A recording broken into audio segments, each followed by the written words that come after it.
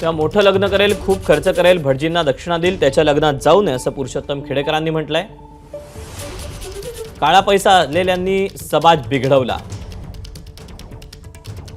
आज आरक्षण मिळालं तरी उद्याच नोकरी टिकेल असं नाही. आपला कुणी राष्ट्रपती पंतप्रधान झाला ते मराठा समाजाचं रात्रीतून बरं होणार नाही.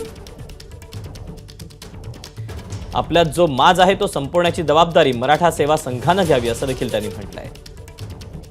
मराठा हा व्यापक शब्द असला तरी प्रत्येकानं स्वतःहून उभं राहणं आणि शिकणं गरजेचं आहे. दुर्दैवानं मराठा समाज देणारा नाही तर घेणारा होत चाललाय. पुढच्या वर्षी जिजाऊ जन्मोत्सव फक्त महिलांनी साजरा करायचा.